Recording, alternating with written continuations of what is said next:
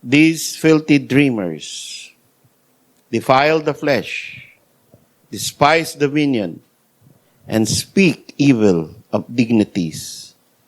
Yet Michael, the archangel, when contending with the devil, he disputed about the body of Moses, durst not bring against him a railing accusations, but said, The Lord rebuke thee.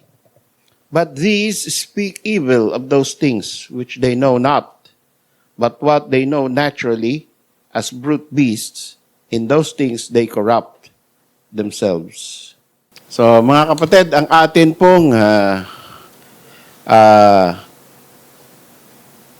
mensahe ngayon is about filthy dreamers. What is a filthy dreamer? Alam natin, pag sinabing filthy, madumi. At ito ay yung ginawang description ni Jude sa mga tao na hindi nagiging akma ang kanilang behavior sa loob ng church. These epistles are always warning to people so that they will not prevail. They will not prevail when they go and teach in the church. Pagka po ang scripture ay nagsasalita, more of it is a warning to the church. So, ano ba ang wina-warning sa atin? Na merong mga tao daw na filthy dreamers. At ma-observe natin na noon pa meron na yan at hanggang ngayon meron. At dinescribe dito kung sino-sino sila, ano ang itsura nila, anong behavior nila.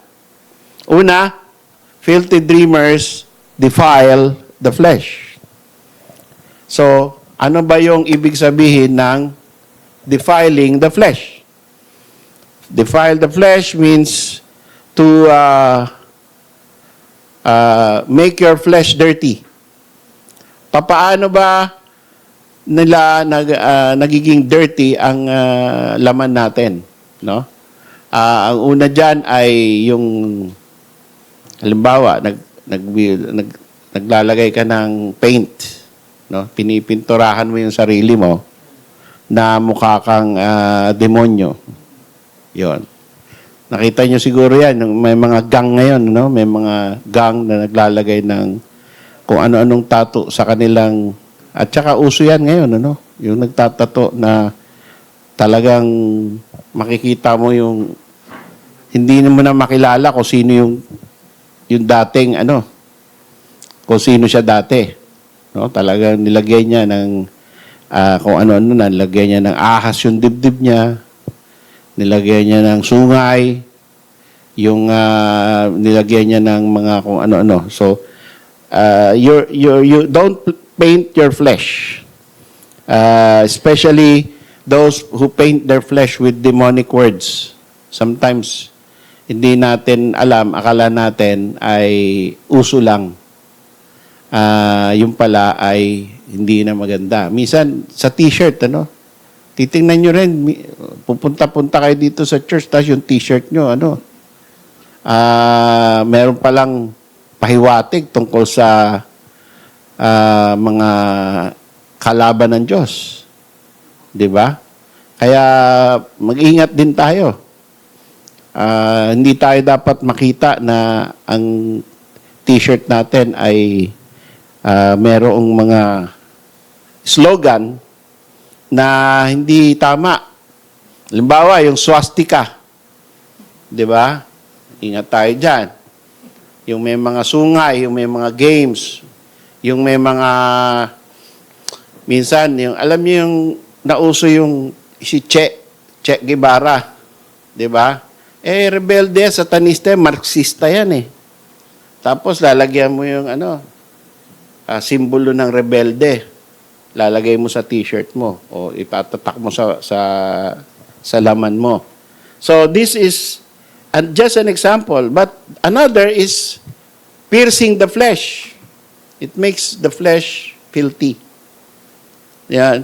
If you defile the flesh, you can defile the flesh by piercing it, no? Merong naglalagay dito, naglalagay sa dila, naglalagay sa kung saan-saan, naglalagay ng sungay. Kung anong ginagawa nila sa kanilang flesh para hindi na natural. So, this is an example. Pagka meron kalimbawa, may kaibigan ka na win overs na magganyan, ito yung pupuntahan mo. No? Bawal sa scriptures. Biblical yung ginagawa mo. Nakita ko yan sa Bible. Yung ginagawa mo, napaka-biblical mong tao. These are the filthy dreamers who defile the flesh. Yan yung ginawa mo. You defile your flesh. Pagka nagka-cuttings ka, no? Naghihiwa ka. Or nagkakaroon ka ng piercings and cuttings, and use the flesh for perverted purpose to make the flesh unclean. Ang tayo mga kapatid ay kahit niya sinong tao made in the image of God. No, kahit yan ay hindi saved, every human being is made in the image of God. So if you pervert, or if you distort, or if you make your flesh in a different way, you are rebelling against the design of God. Kaya ito ay denounce, no? Filthy dreamers who defile the flesh. And we ought to be not part of this kind of behavior as believers. Another is, a filthy dreamer is somebody who despises dominion. Despising dominion. Yan. Minsan, yung atin, hindi tayo familiar din sa mga words na yan, para sa atin. Pero dapat alam natin yan. Dapat inaaral natin yan. Ano ba yung despising dominion? So, to despise is to make of nothing. Parang baliwala ang dominion. Ibig sabihin, yung nakakataas. Yung mga bagay o mga tao na nakakataas ay binabaliwala mo. Hindi mo ginagalang. So, yan ay filthy dreamer daw yung ganyan. Yan daw ay hindi magandang ugali at dapat ay layuan natin. Hindi natin dapat ugaliin na maging isang tao who despise dominion. Papasakop tayo sa the powers that be. Nagpapasakop tayo sa authority dito sa church. Kung ano man ang merong established authority dito, gagalang din natin yon.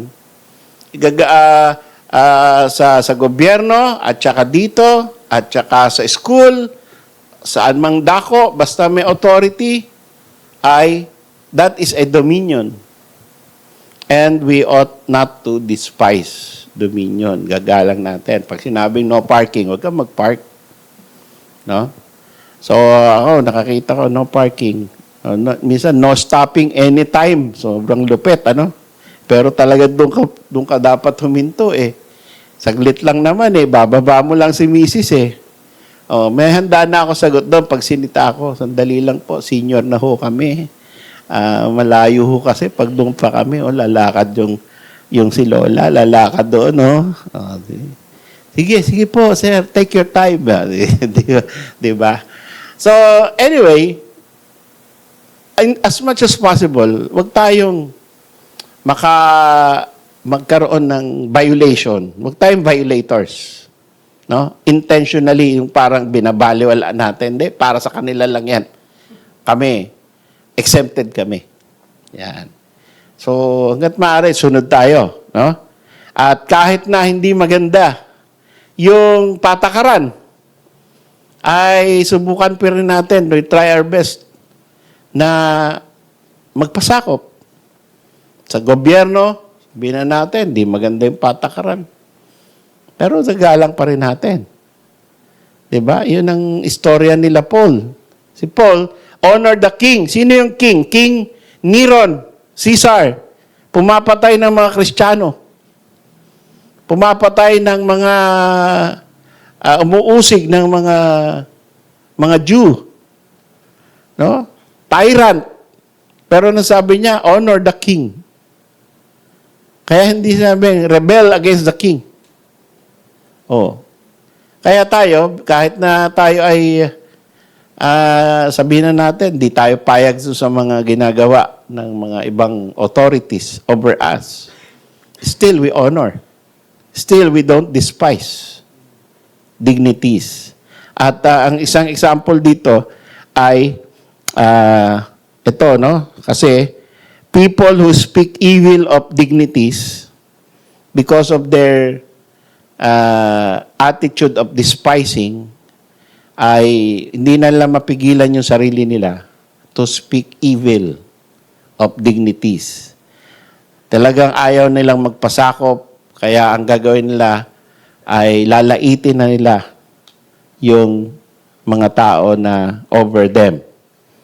And that is the result of people who despise dominion. You already go to the next step, which is to speak evil. Kaya nga, di ba, ginawa nating patakaran, salamat sa Panginoon, at sunod ang mga church natin. No? Sa Riyadh, dito, sa Quezon City, sa Taguig, wala tayong, hindi kagaya nung dati na nag-aaway tayo about politics. Diba? At dumadating minsan yan, lalo na pag election, magkaaway yung mag-asawa, magnanay, magkasama sa church, nagiging magkaaway dahil sa politika. So, let's just talk about Christ. Let's just talk about our work. Yun ang pag-isipan natin. At kung ano man yung nangyayari, ay syempre, naasar tayo, no? Pagka nanonood ka. So, ang sikreto daw, huwag ka manood. Practice ka na lang ng special number. Imbis na panoorin mo ng panoorin yung mga political jargon and kasama ka na tuloy sa nainis at gustong-gusto mo nang gigigil ka na at gusto mo na ring magsalita. No? Don't speak evil of dignities. Dahil kita nyo nga si Michael the Archangel sa verse 9. No? Ito ay isang dignity rin. Isang dignitary din sa langit. Si Michael. The Prince of Israel. No? Iba pa sa Gabriel. No? Si Michael, the Prince of Israel, the Archangel, he contended with the devil. He disputed about the body of Moses. So si Moses, di ba, last Sunday, alam natin na ang Panginoong Diyos ang naglibing sa kanya. Walang nakakaalam ng libingan niya. Kaya, hindi basta-basta, with all the technology, with all the method of Satan, hindi niya malolocate ang body of Moses. Kasi pag nalocate niya yan, gagawin niyang relic. Bibigyan niya ng kapangyarihan yan eh. Bibigyan niya ng pag nahawakan mo yan, mahihil ka. Pag nahawakan mo yan, magkakaroon ka ng certain power.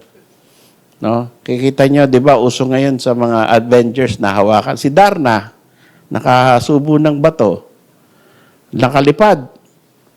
No? Uso yung mga ganyan eh. Yung, dahil meron kang meteorite, natuklaw ka ng spider, nag-Spider-Man. So, inahapyawan yan eh. Kasi yung mga anak natin, may effect yan eh. Pag nakita nila yan, gusto nila maging ganun. Maghahanap yan. Maghahanap yan ng extra power, superpower. No? Mag-i-imagine yan. Meron tayo isang, Ako si Flash. Mga ganun eh. So, talagang sa kabataan, ganyan. At minsan, hindi nakakalakihan. Malaki na, ganun pa rin. So, yun pa rin ang isip, meron siya superpower.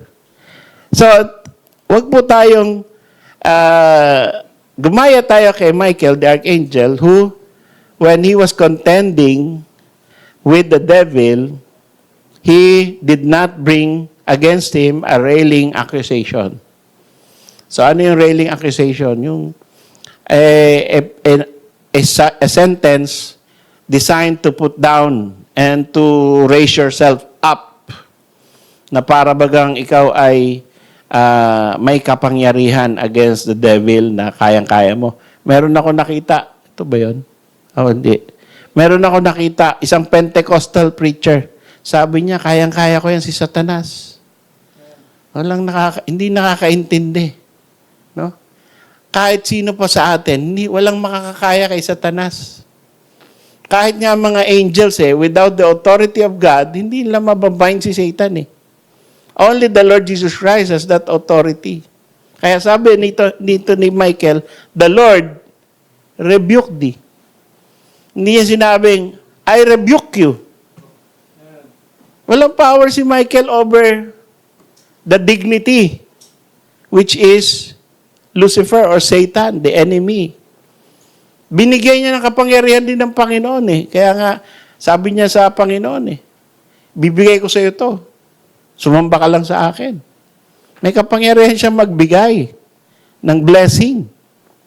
So, ingat din tayo pag may blessing tayo pero absent tayo sa church pero nabe-bless pa rin tayo. Sino nagbe-bless sa'yo? Diba? Pinapayaman ka kahit na ikaw ay walang Diyos. Sino nagpapayaman sa'yo? Oh, yun. May kapangyarihan si Satan na magpayaman dito sa mundong ito. No? Pero hanggang dun lang yung langit mo. Hanggang dito lang ang langit mo sa lupa. Pagdating sa kabilang buhay, tapos ka na.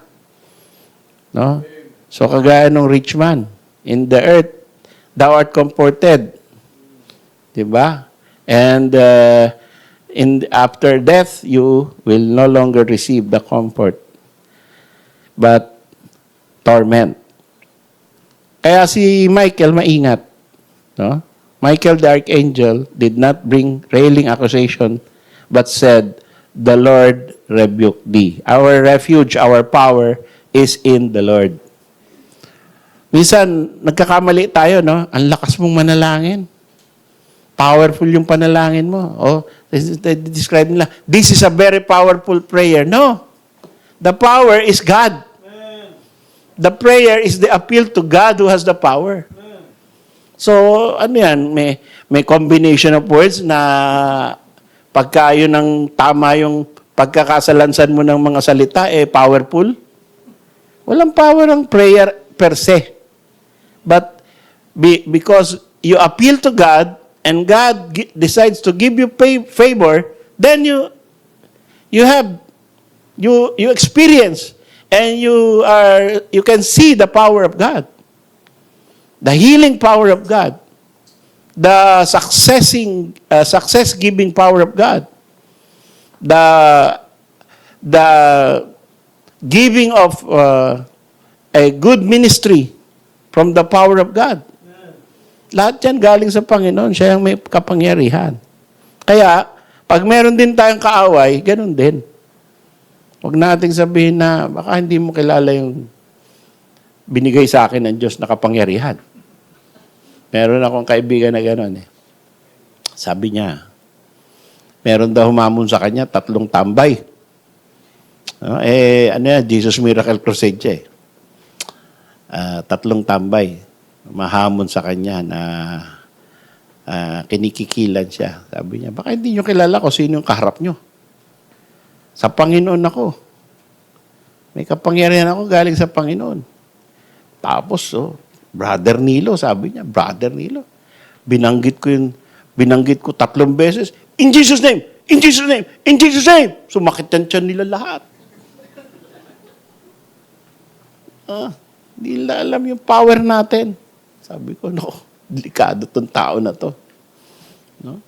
So, babanggit ka lang ng 3 beses na in Jesus' name, may power ka na.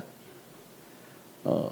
Now, we know that the apostles had a special apostolic sign gifts na yung anino nila lang, kahit di mo pinagpe-pray yung isang tao, napunta ka doon sa ilalim ng anino or yung panyo, merong gumagaling. May nabubuhay na mga patay at lahat. Those are the early days of the apostles when wala pang affirmation ang New Testament. Pero ngayon, because of the New Testament, we already have the Word of God as the authority. No longer needed itong kamay ko. Kailangan, para pag nagsalita ako, maniniwala kayo, kailangan meron akong papagalingin dito. Merong may polio, papahabain ko yung paa. Merong may dengue, no? Merong may in Jesus' name. Yung may beke. No? Sabi, may beke ba? Dali mo rito. Masakit to ang ulo at nilalagnan. Dalin mo rito. Akong bahala dyan. Pak! Wala na tayo apostolic sign gifts. Pinag-pray natin, gumaling, pinagaling Panginoon. Diba? God gets the glory, not us. So, this is what is being condemned here. Filthy dreamers. People who defile the flesh, people who despise dominion, people who speak evil of dignities, and people who are presumptuous. Why? Because, ang sabi rito, they speak evil of those things which they know not. That is the sin of presumption. Di mo nga alam di ka nga sigurado Pero, nagsasalita ka. No? Nagsasalita ka na etong mangyayari, etong nangyayari. Ito ang sigurado akong naiisip mo. May mga nagsabi na sa akin yan Nadidiscern kita pastor. Nadidiscern ko yung iniisip mo, yung plano mo sa buhay, alam ko. Tiningnan ko lang yung mata mo kanina Alam ko na kung anong iniisip mo Ganun. So, kung ikaw ay mahina-hina, ay gagawin mo siyang consultant. May discernment Di ba? Gagawin mo, tatanong ka lagi. Hanggang 2 na kayong deceive. So, you are presumptuous. That is a sin. And you, sabi rito, speak evil of those things which they know not. But what they know naturally as brute beasts, in those things they corrupt themselves. So sometimes we are talking about secret things of God, and hindi natin alam, lumalagpas na tayo sa ating mga sinasabi. Ang dami, minsan pati Baptist preacher na attempt na malapit nang dumating ang Panginoon, 5 taon na lang. Minsan, mahilig sa computation, mahilig sa prophetic books. Kaya nagkakaroon siya ng nalilid siya doon sa trap. Now, whether the Lord will come this year or after 5 years, let's just be ready for the coming of the Lord. Yun lang yun. So, we need not to be presumptuous and speak evil of those things which we know not. Kailangan lang tayo ay dahan-dahan lang sa pananalita. No? Mga bagay na hindi natin alam, huwag tayo maging malicious sa mga bagay na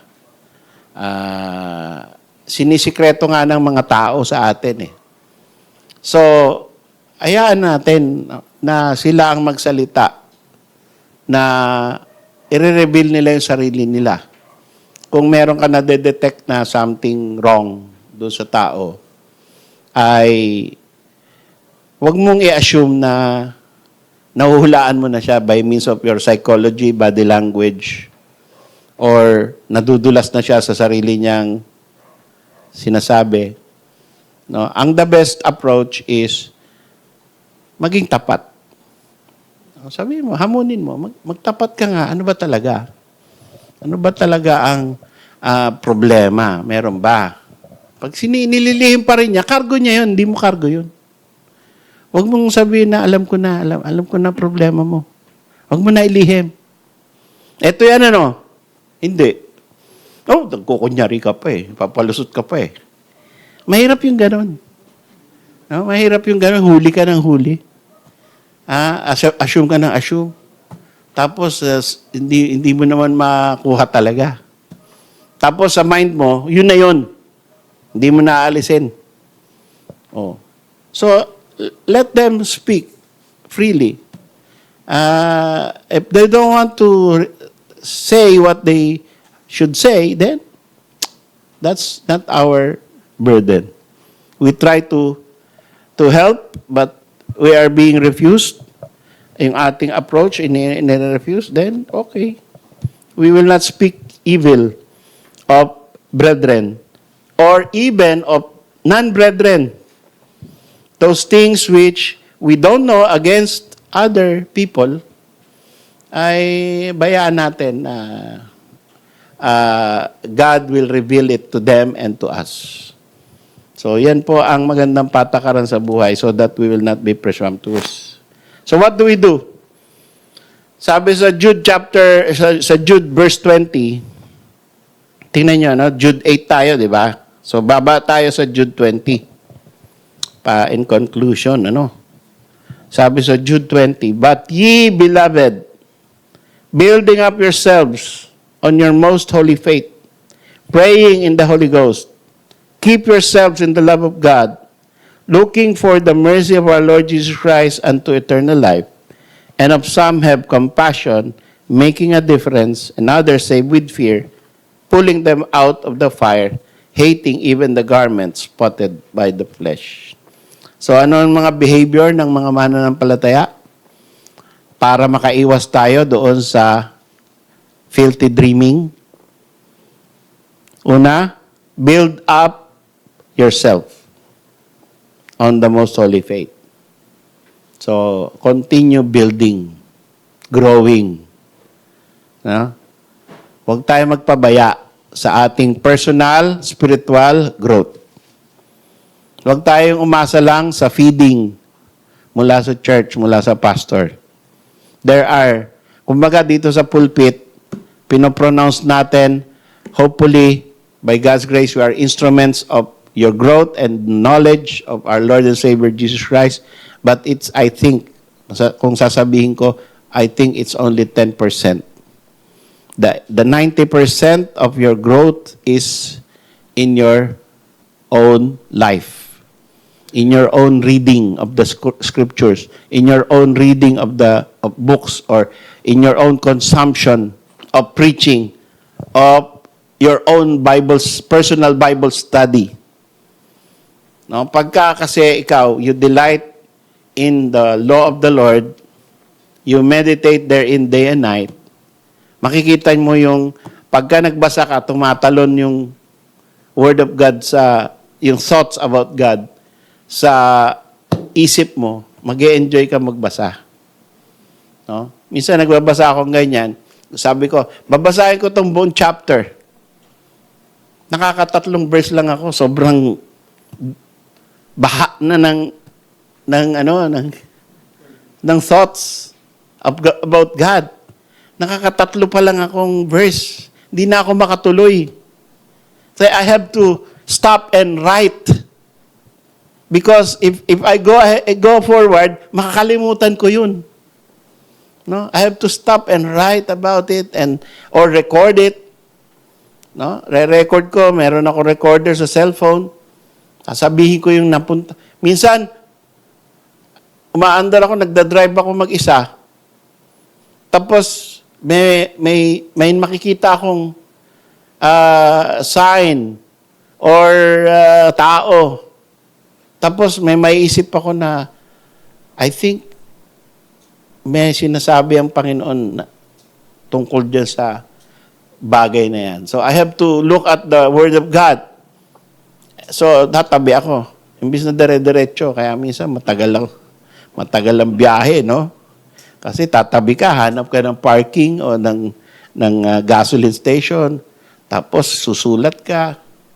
Yung ganon, no? Hindi mo lang pinapabayaan na. So, pagka ikaw ay ganyan, marami kang thoughts about God, no? You are building up yourself on the most holy faith. It is, all of us has this personal responsibility. Hindi yan, dito lang sa pulpit tayo matututo. Ha? Ugaliin natin na kahit nasa bahay, nasa school, break time, hindi yung sayang lang yung oras, pinapalagpas mo lang yung oras na gaganon ka, oh.